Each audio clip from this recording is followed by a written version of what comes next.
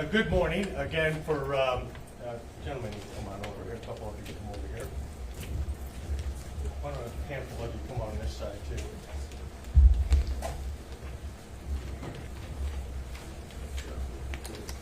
Thank you for our media partners coming here today. A couple points of housekeeping. First of all, as Denise said, I'm Hernando County Sheriff Al Nienhuis. It is spelled Nienhuis, and it is pronounced Nienhuis. As we said, we have a couple speakers here today. I know there may be another topic you all may want to talk about, but what I'd like to do is get through this planned press conference, kind of have a hard stop, and then maybe I'll talk a little bit about another issue that may or may not be on your minds. Before I also go any further, I want to thank, he couldn't be here today, he had another obligation. I want to say a special word of thanks to our State Senator Blaise Ngolia. Not only was he involved in the initial briefing for this operation, he has spearheaded some additional resources for law enforcement to do these types of human trafficking investigations, and we certainly appreciate that because as you may see as we go through, these can be very resource intensive, but nonetheless extremely important for the safety of our children. We actually started this operation not too long ago, July 17th, a few days ago, and it went through Monday, July 22nd, this last Monday. It was all centered here in Hernando County, and most of the operation occurred here at the Sheriff's Office. We did have several other agencies assisting us. We had the Central Florida ICAC Task Force, which is Internet Crimes Against Children Task Force. I think there were individuals from St. Pete Police Department and Hillsborough County Sheriff's Office involved in that. We did have the Florida Department of Law Enforcement, who they're going to say a few words afterwards. Department of Homeland Security assisted us, and the 5th Judicial Circuit State Attorney's Office, Mr. Gladson's office, were involved from the very, very beginning. These investigations, because they are very sensitive and very complex, we do get the state attorney involved from the very get-go, because we certainly don't want to go through these investigations and leave any stone unturned or any T that's not crossed or any I that's not dotted. So we certainly appreciate their assistance in conducting the investigations. Now, what this investigation was undercover detectives posing as juveniles between 11 and 15 years of age, and through the internet, they were either solicited or enticed by individuals listed on our board, which we'll show here in a minute, to engage in sexual conduct. They either did it through payment, actually prostitution type stuff, or through just casual encounters. The individuals that we did end up arresting all admitted post-Miranda to their involvement, including the conversations to engage in sexual conduct with the minors they believed they were communicating with. We had a total of 8 individuals who were arrested as a result of this operation.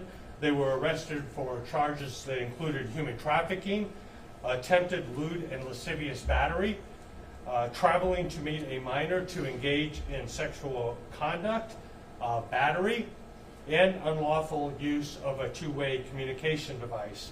Now, these individuals, and ironically, we of course go into these things really hoping that we work very hard and nobody is willing to take us up on our offer. But we're also realists and know that there are pretty evil people out there that are willing and able and definitely attempt to do some of the most disgusting things that you can imagine as adults here in Hernando County. Unfortunately, 8 out of the 8 individuals that were arrested, 6 of them actually traveled from inside Hernando County, so they didn't even have to come from outside the county. There were a couple of them from outside the county. I think one was Plant City, I believe. We'll get into that in a minute, and another one was from another area not too far away. These individuals were arrested over the course of this investigation, and I know there were some things brought up about maybe some booking photos not going online immediately, and that was done obviously for operational reasons. These type of individuals that are engaged in this type of activity is a very tight-knit group of criminals, and they talk to each other, they know each other, and for us to put their booking photos up, with what actually occurred might have hurt the investigation over the several days that we were doing it. So we kept that information secret till the conclusion of the investigation. And our first individual that we want to talk a little bit about today is Juan Romano. He is born in 2005, and he is one of the ones that traveled from outside the county. He came from Plant City. This individual was charged with traveling to meet a juvenile after the use of a computer to lure that child, and of course the use of a two-way communication device to facilitate a felony. We did seize his vehicle. I instructed my people, as we typically do when we have serious crimes, to take away the fruits of those crimes or things that were used, instrumentalities in those crimes. And so hopefully if this person does get out of jail anytime soon and decides he wants to travel to meet another minor for sexual activity, he's going to have a little bit more difficult time traveling without his vehicle. The next individual is Sean Dullier. He was born in 1998. He actually left his job at a local establishment here in the county to meet a minor. His vehicle was also seized, and he was charged with travel to meet a minor after use of a computer to lure that child. He was also charged with the use of a two-way communication device to facilitate a felony. So again, he was a local individual. The next person was Eric DeGaudio. He was born in 1972. He was actually a DoorDasher, and he battered one of our Hernando County Sheriff's Office undercover detectives who was staged as a decoy by actually grabbing her inappropriately. He's charged with human trafficking, use of a two-way communication device, again to facilitate a felony, attempted lewd and lascivious battery, as well as the battery on the undercover deputy. The next individual is Jerry Barrios. He was born in 1984. He's the owner of New York's finest barbershop here locally. We also seized his vehicle. He's charged with human trafficking, use of a two-way communication device to facilitate a felony, and attempted lewd and lascivious battery. The next individual is Troy Hartman. Mr. Hartman was born in 1962. He actually arrived in his Verizon work truck on his way to a repair cell tower rather.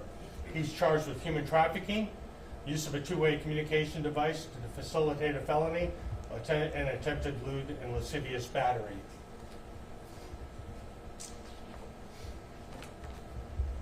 Jared Alamo, he left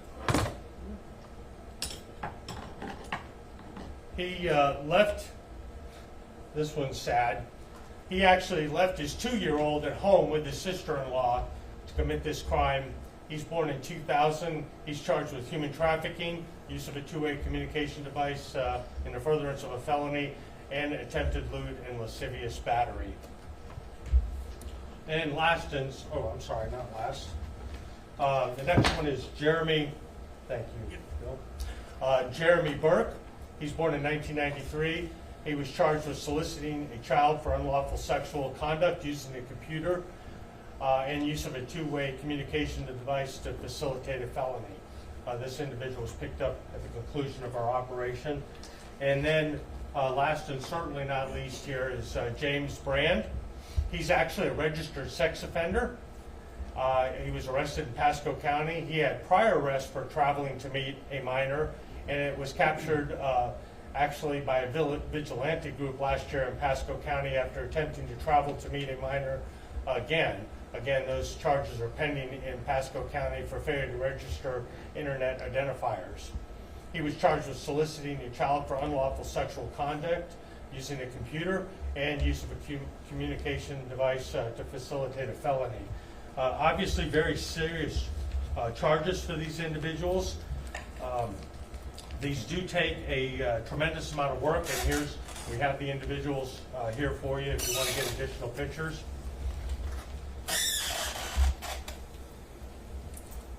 As I said, we've been working Our Internet Crimes Against Children's unit was stood up a little over a year ago, and they've been working very hard since April of 2023.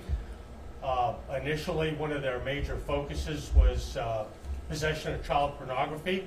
They've actually made 43 arrests in that area, 6 of which unfortunately were juveniles.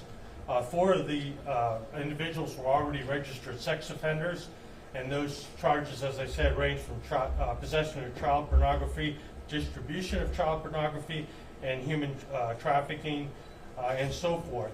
So they've been very busy. This is the first operation like this we've done in quite a while. It took dozens of individuals to be involved in not just the undercover portion over the internet, but obviously you have to have surveillance teams to look for counter surveillance, because these individuals, they don't want to be arrested. We have takedown teams. Crime analysis is very involved in working with our undercovers to try to identify these individuals, and a whole host of other people, including forensics, to maybe facilitate processing crime scenes or processing vehicles and the like, as well as obviously our forensics section that deals with electronic devices. They have a wealth of information and knowledge and expertise in that area, and they are critical to making good cases here. The detective who currently monitors sexual offenders and predators has effected 56 arrests on those that are already known to us to be offenders or predators, and he has currently 514 of those individuals under his purview. So again, our relationship with our fellow agencies is critical, and so I'd like to turn it over a moment to the person who will now take this ball and run with it in the court system is our local state attorney, Bill Gladson, and he'll offer some information from their perspective. So, Bill. Thank you, Sheriff. Good morning, everyone. As the Sheriff said, my name is Bill Gladson. I'm the state attorney for the 5th Judicial Circuit. And I just want to thank the Sheriff's Office and FDLE for working on cases like this, because these cases underscore why it's so important for parents to make sure that they know what their children are doing on the internet, and it's so important for everybody in the community to be aware of how these people prey upon children. And I have had the opportunity to go back while they're doing these operations, and in fact this particular case, my Hernando County Chief Conrad Juergensmeyer visited this operation while they were doing it with Detective Galarza, who I think managed the operation. And as these cases unfold, as you walk back there and you watch these detectives, people are soliciting things from them, and these conversations progress and progress and progress. And that's something that the public doesn't get a chance to see, but it's absolutely horrifying. It's horrifying, and it happens quickly. And it happens a lot more than you end up getting cases on. So there are a lot of people that start to bite, but they don't fully commit. And it's just a reminder of how serious the internet can be and how dangerous it can be when parents aren't monitoring it, and when children are allowed to just kind of do their own thing. So with that being said, I can't speak about the specifics of the investigation. I can say that the Hernando County Sheriff's Office does an excellent job with these cases, and that we prosecute them and we seek to put these people in prison every chance we get. That's what we do. These are the people that are out there hurting our most vulnerable, our children. So with that, I think that's probably as far as I'll go, Sheriff. Thank you. Thank you. Again, I appreciate his willingness from the get-go to come and be involved intimately in these investigations to make sure that we give them everything we possibly can to make a prosecutable case. Next, another relationship we have, and I know I saw FDLE Commissioner Glass over the weekend, and he sent his regrets for not being able to be here. I've talked with him at length about this and other issues that are statewide issues, and to say we appreciate FDLE and the partnership we have with them. Their reach is a little bit further, obviously, than Hernando County Sheriff's Office, and some of the resources they have, although we can do a tremendous amount in-house, there are some things that they can do that we are not able to do. So a partnership with them is absolutely critical. And towards that end, FDLE Assistant Commissioner Lee Massey is going to say a few words on behalf of FDLE. So. Thanks, Sheriff. Thank you. Good afternoon or good morning, y'all. On behalf of Commissioner Glass, I just want to thank the Sheriff's Office, State Attorney Gladson, for the tremendous work that their agencies do collectively. Really, the accolades, even though the three of us have the opportunity to stand in front of you and speak, you see the investigators to the left and right. The work that they do and the work that they've done in this investigation really is tremendous. I will tell you some of the things that happens behind the scenes with these folks and others like them across the state is the information that they have to look at and listen to. The images are horrific. I believe both the sheriff and the state attorney have referenced that. But they have to look at these images all day, every day, take those images home. You can't really, hit Control-Alt-Delete and start over or clear the images from their minds. So I want to offer my appreciation and my thanks and gratitude to each of them for the work that they do. Really protecting, to the sheriff's point when he first started his comments, referencing the victims in this, and they are the vulnerable amongst us, right? The children that can't really make their own decisions or defend themselves. So thank goodness today. What I would like to say, because the details of the investigation have really been covered well, is the collaborative effort is the way law enforcement should work, and I think that's a direct result of what this investigation has presented. But the one thing that I'm really, really excited when I came to this, I knew that I was going to have an opportunity to reference it, is as you look at the images of these monsters, and that's exactly what they are, they're monsters. What we don't have is another board over here with images of live victims. And the reason we don't have the innocent images of those children on a board next to us is because of the great work that these guys have done. I want to say that, hopefully I didn't offend, guys and gals. But that's really where the rubber meets the road, right? We don't have a poster board of innocent children who have been victimized by these individuals. We'll keep it at that. And I think that is ultimately the end goal. So that the citizens of the county of Hernando, the state of Florida, are all more fortunate today because of the work that these folks have done, the commitment that the leaders of these two organizations and my boss have put into this. So that's what it's all about. And thank you all for coming out and covering this story, because I think it's important. But on behalf of everybody involved, thank you very much, and great job. Thank you. Thank you. Appreciate it. Well, the assistant commissioner touched on it a little bit, and I've heard it said before, and I don't exactly remember where I said it, is that these individuals deal with this, and words really can't put into true meaning what they have to deal with, whether it's going to a crime scene or working in an undercover capacity like this, and the difficulty for an average person to deal with that. And those deputies step into that role, as hard as it is, so the rest of society can be naive about what actually goes on. And there's things that we can't even talk about that I guarantee you would turn your stomach, or the average person's stomach. And so I want to reiterate the fact that they're willing to step up and deal with that mental anguish that they have to do. I say all the time, and it is certainly not political rhetoric, I get to work with some of the most professional law enforcement individuals that I've ever had the pleasure in over 40 years of law enforcement to deal with. And they surprise me every single day in a very, very good way. And that is absolutely true. Thank both of you for recognizing that, because unfortunately we do get to see a little bit about what they have to deal with, and it turns our stomach. We can't imagine being right in the middle of it in real time. So with that being said, on this particular case, does anybody have any questions, or for myself or the state attorney or the FDLE assistant commissioner?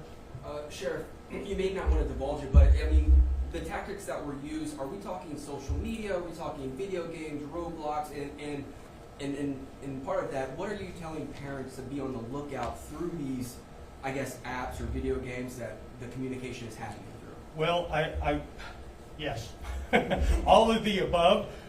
We certainly are going to do our very best to be as contemporaneous with the bad guys as we possibly can, using whatever means that they use to lure these children. For the bad guys that are out there, regardless of what method you're using, we're going to figure it out and we're going to use that method. So you need to be very, very scared of law enforcement. And if we can prevent one child, and as was said, we don't have a board up here. We don't know what we prevented. We can't measure that, unfortunately. But we are sure that we, obviously, when these people are in custody and in prison, they obviously can't hurt another innocent child. But parents, I wish I could give a sound bite to parents to say, if you do this, that's easy, you're not going to have an issue. It's not easy. And basically, it's one word: involvement. You've got to be involved. If you're not paying attention every minute of every day to what your children are doing, they're going to figure out a way. Children can be very resourceful. They don't always make good decisions, as the Assistant Commissioner said. A matter of fact, they make very poor decisions, and they don't think about the consequences, and they often think that they can be naive about what these people are going to do once they get them. But they can be very resourceful and figure out a way around parents. So parents have got to be very involved in their children's every aspect of their life, particularly when it comes to anything internet, social media, games, anything that's connected to the outside world, and physically too. Make sure they know where their kids are, because these individuals are going to meet our undercovers, who they thought to be juveniles, at a public location. And so the fact that these children can get away to those public locations, check up on your children. Are they really going to Johnny's house to play video games, or are they going to meet a sexual pervert? So what else? So what are some of these places that these guys would go to meet these minors? They were just run-of-the-mill. I don't want to give away anything because I don't want to give our bad guys saying, well, they want to meet there. I don't want to give them any information at all. But I would tell you, you would be surprised at how public and unassuming these places would be. They are not some dark alley someplace in the middle of the night. This is a lot of times occurring even during daylight at a very public location. So they could be meeting these people anywhere, anytime, because these people that are trying to do these types of things, they're going to go over wherever those young people want to meet them. They're obviously willing to travel. Some of them from great distances. Most of ours were fairly close to the Hernando region, and 6 of them were actually in Hernando. But some of them, you hear stories where they'll actually get on planes and fly here. So again, parents, don't assume just because their child is going to the convenience store or to the grocery store or anything like that, that they're not going to meet one of these individuals and disappear. How if you touch on it, did these guys work together in any way? They're all separate? No, we don't have any information that they work together, but it is a very tight-knit community, obviously. And so they very well could have known each other either in person or online. I don't think we have any information of that specifically, but that's one thing we're concerned with, that we have to be cautious when we're making these arrests not to make them public, because if they know that their friend's arrested for traveling to meet a minor, they certainly are going to get off the computer for the time being and not do it themselves. So, all right. Any other questions on this particular case? Okay. I do want to switch gears, and I'm not going to talk a whole lot about it. We do have a recent media event, and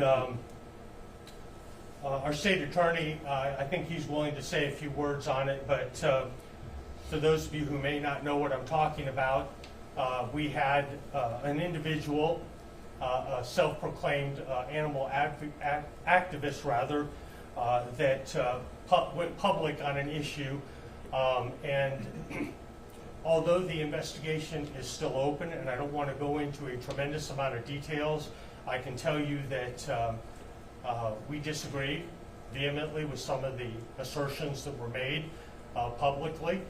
I will tell you that a couple things that were stated publicly, and I think there is no disagreement on, is this individual, over the course of the last year or so, apparently became aware of the individuals who might be willing to sell horse meat. And by his own accounts, he injected himself into this situation and ordered this horse to be slaughtered, unbeknownst to law enforcement and without law enforcement's assistance or even knowledge. It's our belief, our preliminary information, that this individual came from outside Hernando County to meet individuals in Hernando County, and there is some information that the horse and the individuals that slaughtered that horse may have actually, if it actually occurred in Hernando County, we're having some difficulties getting information on that, and I'll talk about that in a second. But if it did occur in Hernando County, we believe the horse may have actually come from Hillsborough County along with the individuals that slaughtered that horse. Now, we have been in contact with that individual since around the end of last year or the beginning of this year in an attempt to work a case that would be prosecutable by the state attorney. We have run into some roadblocks, to say the least, on that, including trying to get this individual signed up as a confidential informant. But one of the things I can tell you that we would not do if we were involved in this is allow that crime, much like these internet crimes against children, we do not allow these individuals to actually engage with those children for obvious reasons. We certainly, if we were involved in the undercover operation of this, we would not allow what you may have seen on the video to occur in the furtherance of our investigation. I'm an animal lover. I had great parents that allowed me to own probably just about every type of animal you can imagine, from a skunk to a snake to gerbils to dogs to you name it. I love animals, and I don't want to see an animal abused any more than anybody else, and I'm certainly not going to allow that to occur in the course of our investigation. So with regard to the investigation itself, again, I don't want to give anything that, any information that may inhibit Mr. Gladson's decision on whether that should be prosecuted or whether it's able to be prosecuted. So I'm going to let him, because I know his name has been brought into this, I'll maybe let him speak a little bit about that, and then maybe we can answer a few questions. So, Thank you, Mr. President. So, and talking with the sheriff's detective that's working on this investigation, she's very knowledgeable. She's been working hard on the case. She's been doing all the right things. But this is an opportunity for me to kind of explain to the public. The sheriff's office and law enforcement knows this, but there's evidence, and then there's admissible evidence. And for a trial to proceed, for charges to proceed, the Constitution has to be followed. The laws have to be followed. And when you have someone, not just here, but it happens where people have an agenda and they take matters into their own hands, and then assume that they have all the knowledge and that we have all the evidence and that we should just do what they say, that's not effective. It doesn't work for prosecution. You know, I'm not gonna capitulate to somebody that does that. So, with that being said, you know, we started an animal cruelty task force in the Fifth Circuit, which the Hernando County Sheriff's Office is involved in, which actually has now kind of joined with the Orange County, Osceola County State Attorney's Office. It's probably the largest animal cruelty task force with veterinarians from the University of Florida. We take this stuff very seriously. We've gotten some good long prison sentences for people that have abused animals. I'm all about prosecuting people that hurt animals, 100%. But I'm going to do it by the law. I'm going to follow the Constitution, and it's just everything takes time. We're working with them, and there are a lot of issues that I think have been put out in the public, as the sheriff said, that it's misinformation. It's not accurate, and unfortunately, it becomes the narrative, and people talk about it, and then I get emails all day long about it. When in fact, the people that are sending the emails or people that are calling or complaining don't really have the facts, and sometimes aren't interested in actually learning what the facts are. So that's kind of where that stands. Yep.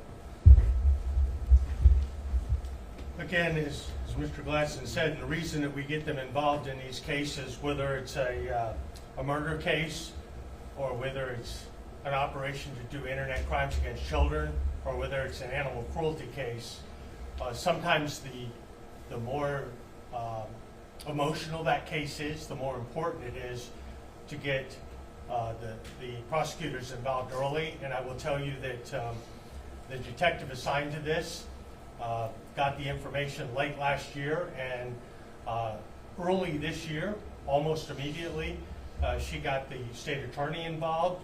FDLE has been involved.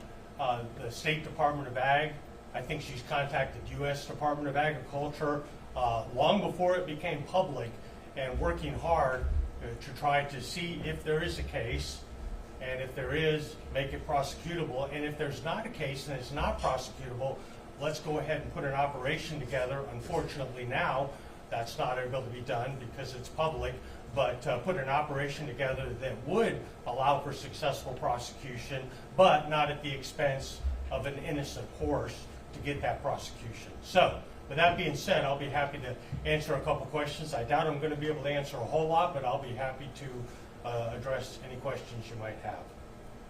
Sure. Some of the undercover video shows a lot of animals being slaughtered, not just a horse, and that farm is still in operation. People are still going in, still buying products.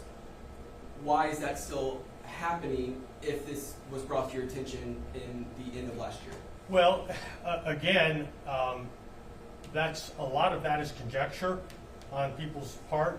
As I said, some of the information we have is that horse in the video, probably the most emotional, one of the most emotional parts of that video, and it is emotional, and it is horrific. But we have to be able to prove it occurred in Hernando County. You know, the Constitution, sometimes it can be frustrating, but it's critically important to our society to have a Constitution, and to work those cases where we can get in and make a prosecutable case in an undercover capacity, but without being part of that crime, i.e. ordering up a horse to be killed and watching it get killed. We're not going to do that. But we also, and part of the detective's goal was to get all these players involved that are subject matter experts in this to make sure that we move forward and make the most prosecutable case that we possibly can.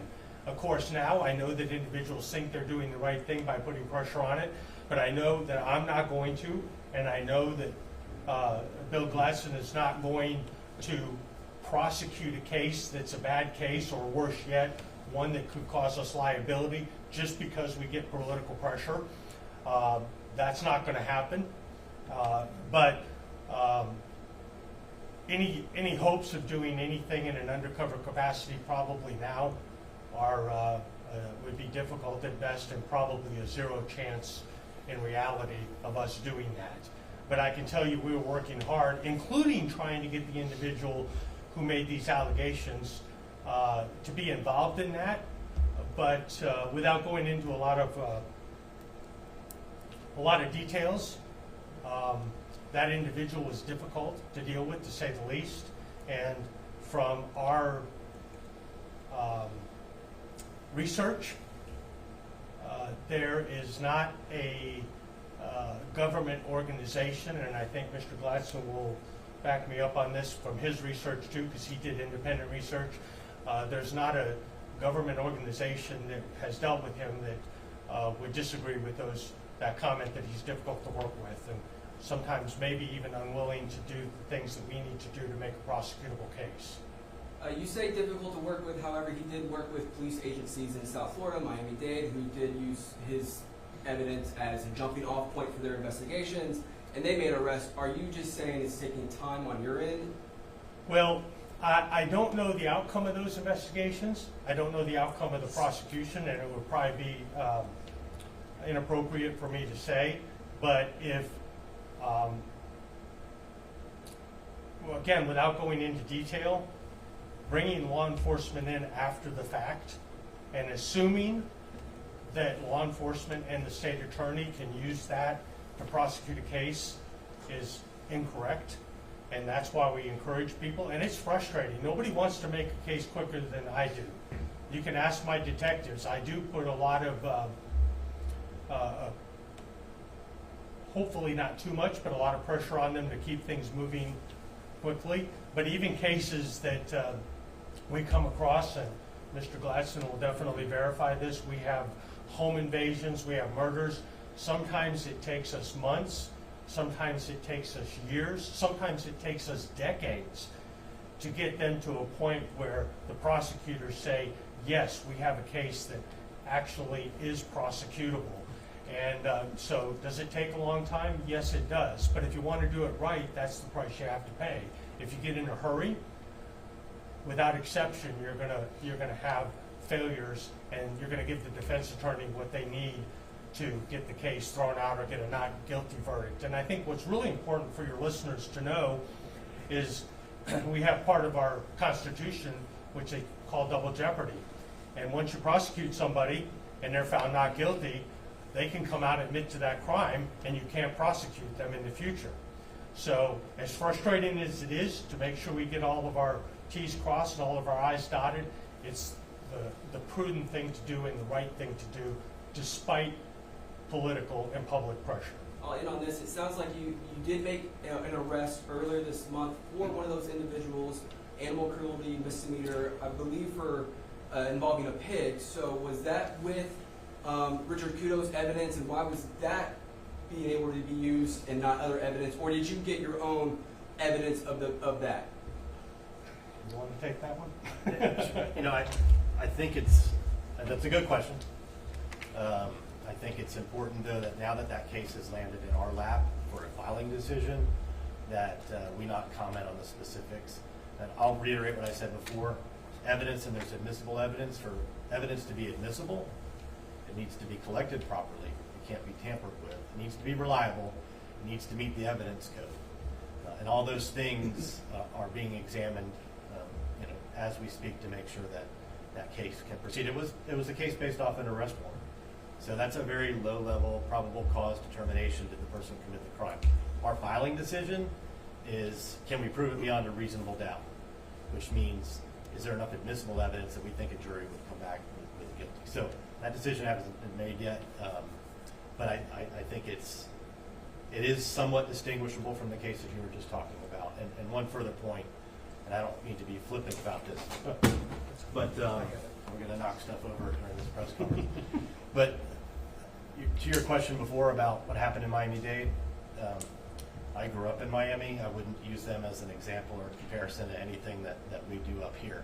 It's a completely different world, and I'm sure whatever prosecutor has that case, if they filed it, and I'd say if, they've got enough evidence to go forward, and that's a decision that they individually make. But we examine our cases very closely, very carefully, and I'm always reluctant to compare. I think it's important to not compare one prosecution with another because it's just not that simple. So.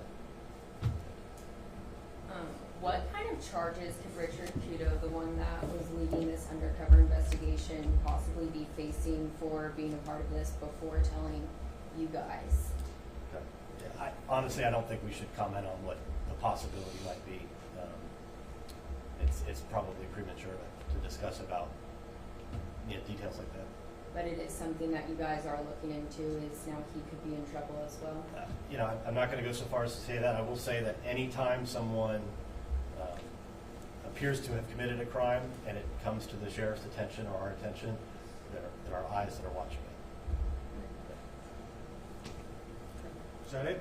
Thank you all very much for coming. We appreciate your time. Thank you, guys. And our PIO will be available if you have any follow-up questions that come from the desk or anything like that. Again, thank you for your partnership. We certainly appreciate